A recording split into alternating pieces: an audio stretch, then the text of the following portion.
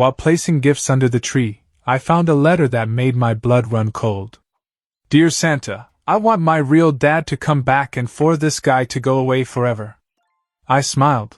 I was about to make his Christmas wish come true. On Christmas morning, my wife opened a gift and turned pale at the divorce papers. My son unwrapped a DNA test.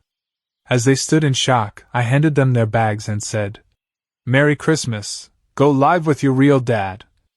I never thought a simple Christmas tradition could unravel my entire life. It was Christmas Eve, and I was in our cozy living room in Chicago, placing gifts under the tree.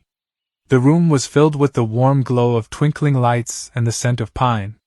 As I arranged the presents, a crumpled piece of paper tucked between the branches caught my eye. Curious, I reached in and pulled it out. Unfolding the note, I recognized the familiar handwriting of my 8-year-old son, Jake.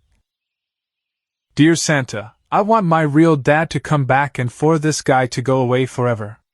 My heart pounded as I read those words. I had been in Jake's life since he was 2, raising him as my own. The weight of the note's message hit me like a freight train. Why would Jake feel this way? What had I done to make him wish me away? I met my wife, Sarah, at a friend's party in Wicker Park, a vibrant neighborhood in Chicago known for its art scene and nightlife. She was captivating, her laughter was infectious, and her eyes sparkled with life. We connected instantly. At the time, she was a single mother to Jake, whose biological father had left shortly after his birth. Our relationship blossomed quickly, and I embraced the role of a father figure to Jake. We shared countless memories, teaching him to ride a bike along the 606 trail, cheering him on at his soccer games in Humboldt Park, and bedtime stories that transported us to magical worlds. But now, standing alone in the living room, clutching his letter to Santa, I felt a chasm open between us. Determined to understand, I decided to observe more closely. Over the next few days, I noticed subtle changes. Sarah was more guarded with her phone, often stepping out of the room to take calls or replying to messages with a faint, secretive smile. Jake seemed distant, avoiding our usual bonding activities and retreating into his room more often. The warmth that once filled our home felt like it was slowly being replaced by an unsettling chill. One evening, after Sarah had gone to bed and Jake was asleep, I couldn't shake the gnawing suspicion. I knew it was a breach of trust, but I needed answers. I unlocked Sarah's phone and began scrolling through her messages. A particular conversation thread caught my attention. It was with someone named Mark. The messages were intimate, filled with reminiscing about past moments and plans to meet up. My stomach turned as the reality of the situation sank in. I couldn't sleep that night. The next day, I reached out to a friend who worked at a private investigation firm downtown. I needed to know who Mark was. A week later, the report came in. Mark was Jake's biological father. He had recently re-entered Sarah's life, and they'd been seeing each other behind my back.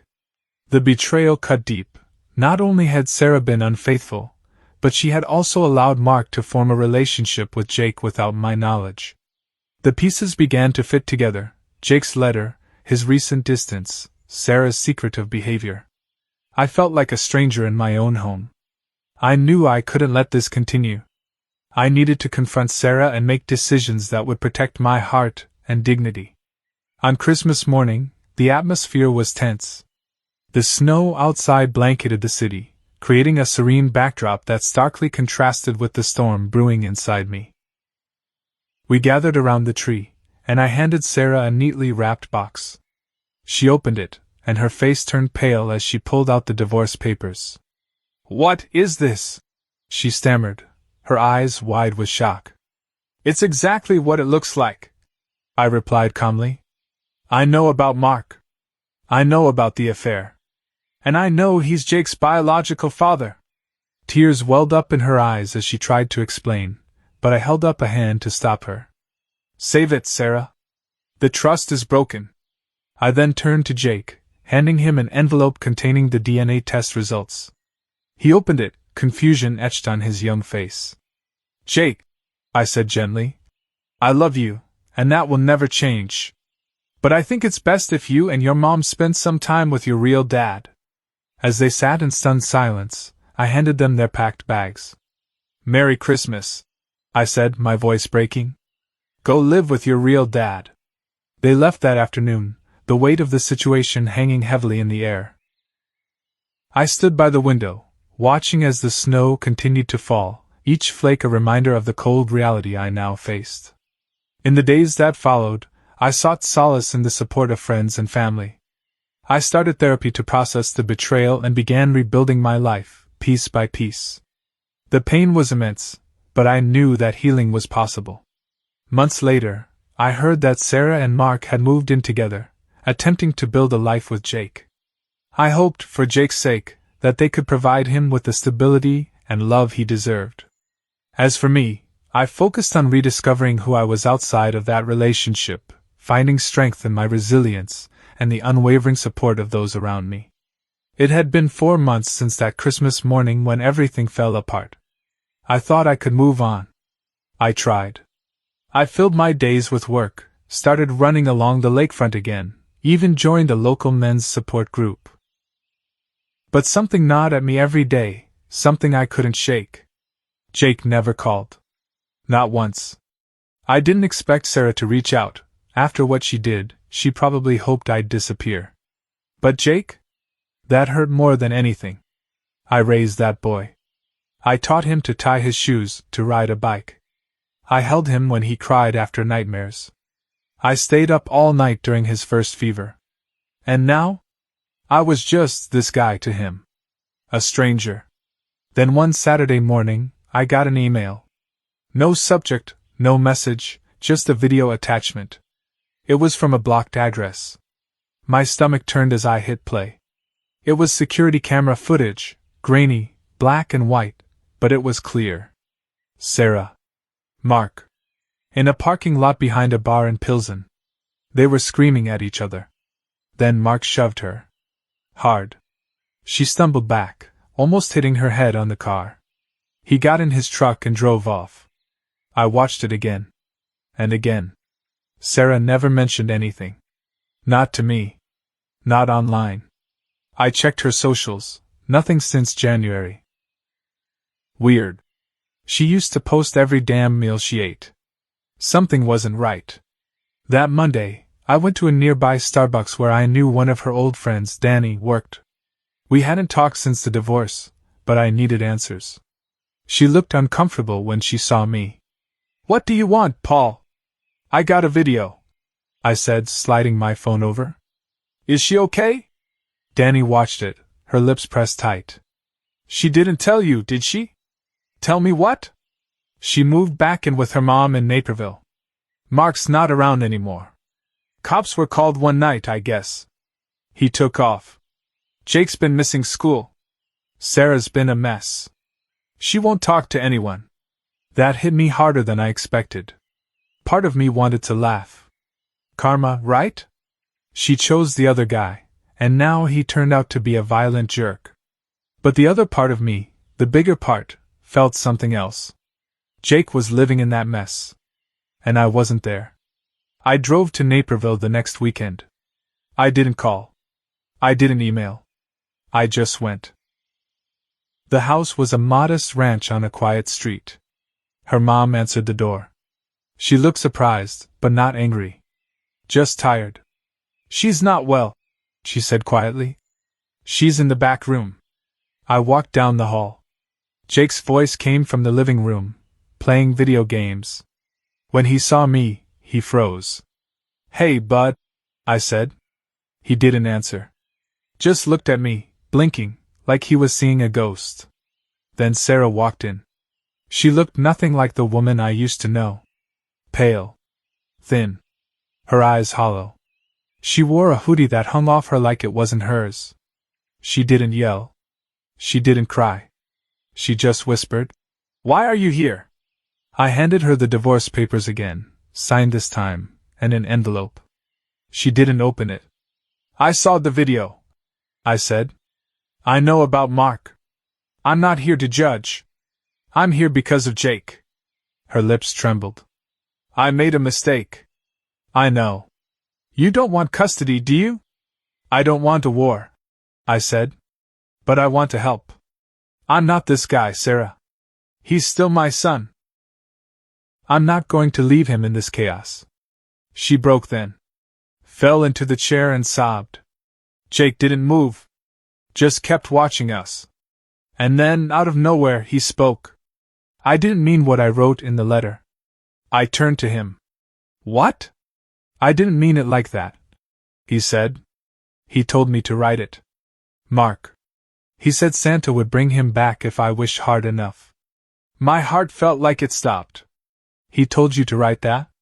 Jake nodded slowly. I sat down on the couch. My legs couldn't hold me up anymore. Everything I thought I knew about that night, about that letter, it twisted in my gut. That son of a bitch used my kid. I looked at Sarah. She couldn't even meet my eyes. You let him do that? I didn't know, she whispered. I swear to God, Paul, I didn't know.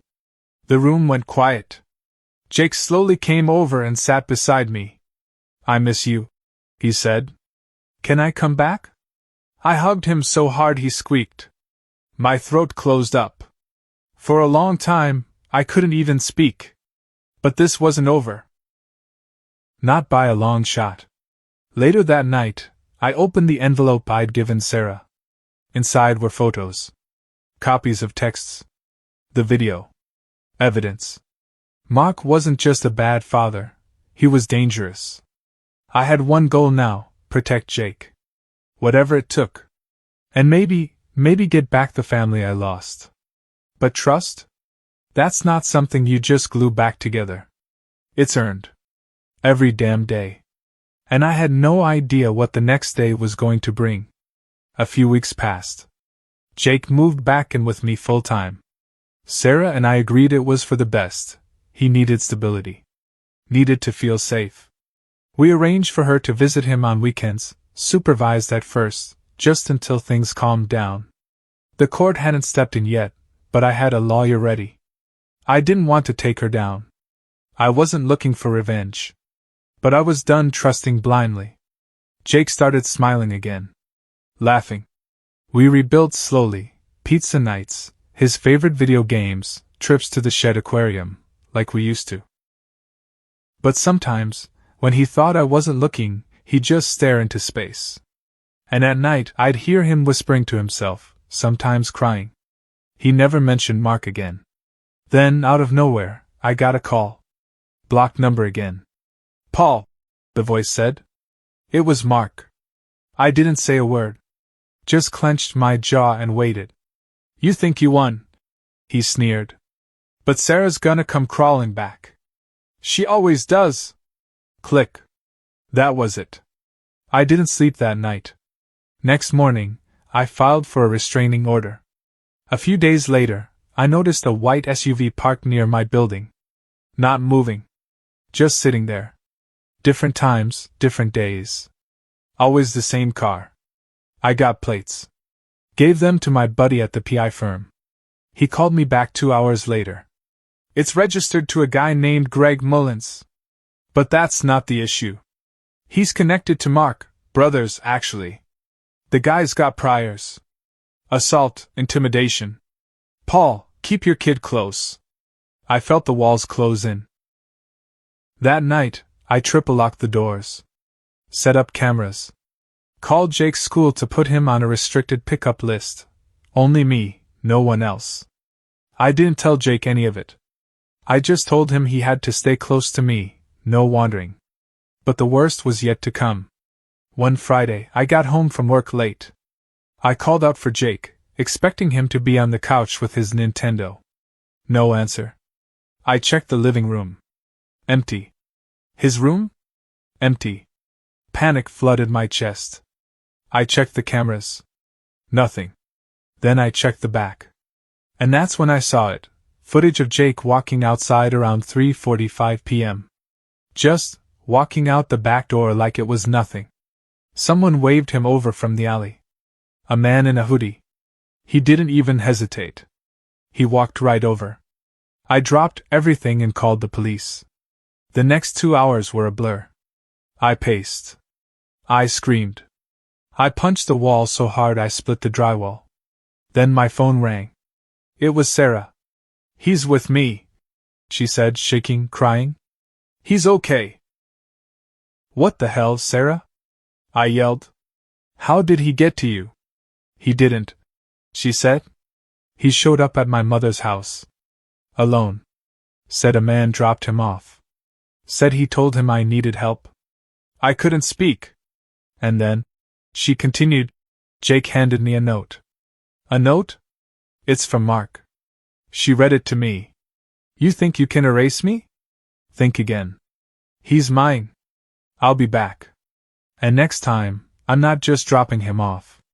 We handed the note to the cops. They said they'd start an investigation, but we both knew the truth. They wouldn't find him unless he wanted to be found. I changed my locks again.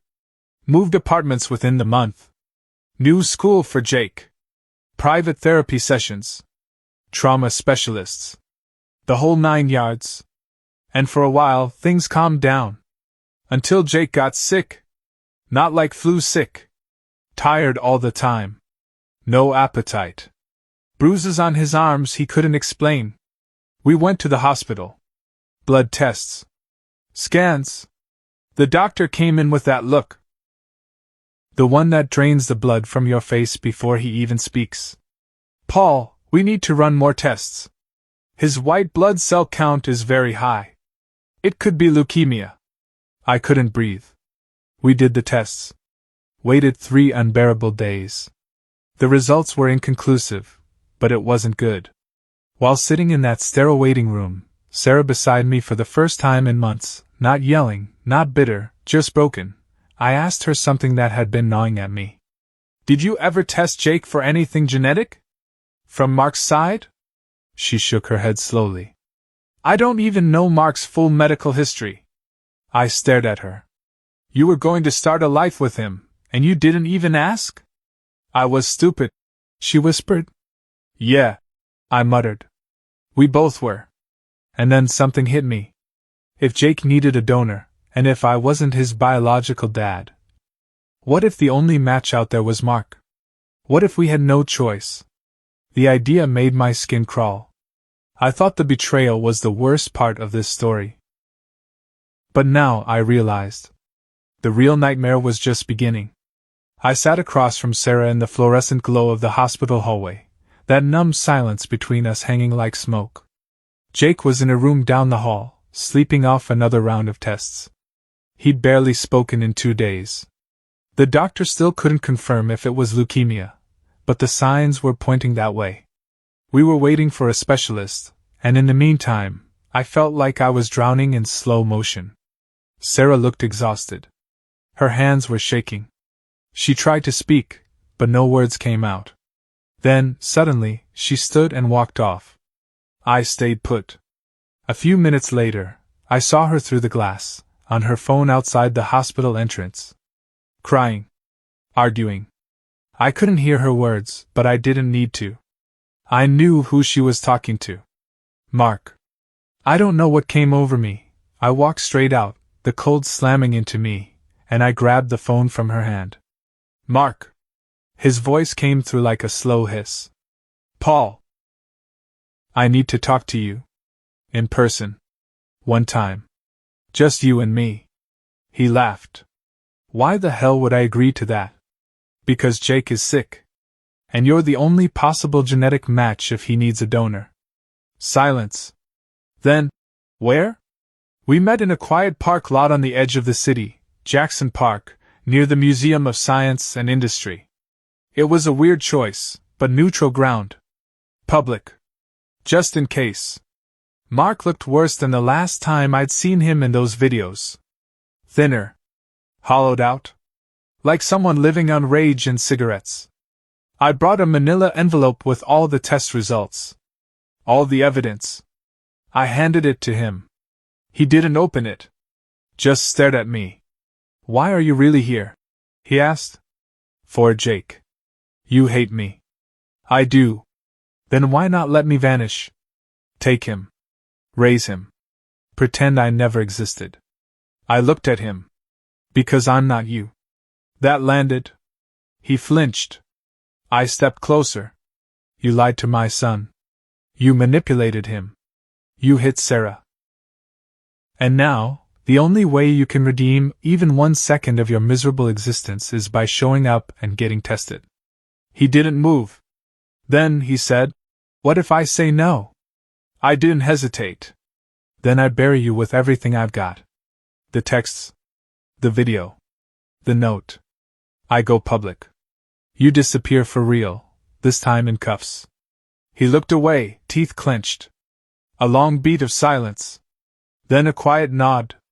"I'll get tested." Mark turned out to be a partial match. Not perfect. But enough. He agreed to donate. I'll never know if it was guilt, fear, or some twisted sense of obligation. He didn't talk much at the hospital. Didn't ask to see Jake. Just signed the forms, gave what was needed, and vanished. Sarah cried through the whole process. Jake was confused. He didn't understand most of what was happening. He just knew he felt tired all the time and didn't like the poking needles. I told him the truth slowly, gently, in pieces he could handle. "You're going to be okay," I said once, holding his hand. "We're gonna get through this." He looked at me. "You're still my dad, right?" And that cracked me. "Always." Weeks passed. The treatment began. Jake responded well. Slow but steady. His strength returned little by little. But something shifted in me. I couldn't look at Sarah the same way. We tried to talk. Tried to rebuild. But every conversation felt like we were walking over glass barefoot. Then came the final straw. One night, while Jake slept, Sarah handed me her phone again. This time, willingly. "I need to be honest," she said. "You deserve to know." It was another set of texts. Not recent, but from before everything fell apart. From right after Jake was born. Conversations between her and Mark. She told him I would raise Jake. She asked him to step away so she could have a clean slate. She chose me. Deliberately. As a replacement. "I didn't think he'd come back," she whispered. "I just wanted a family. A normal life." "So you lied to both of us," I said. Her eyes welled. "I didn't know it would explode like this." That was it for me. "You didn't know because you never thought about anyone but yourself," I said, voice flat. "Not Jake. Not me. Just the illusion you wanted." She tried to argue, tried to spin it into desperation or fear, but it didn't matter anymore. I was done. We worked out a custody plan. I'd remain the primary guardian. She could see Jake regularly. But our relationship? Over. Completely. This time without screaming or broken plates.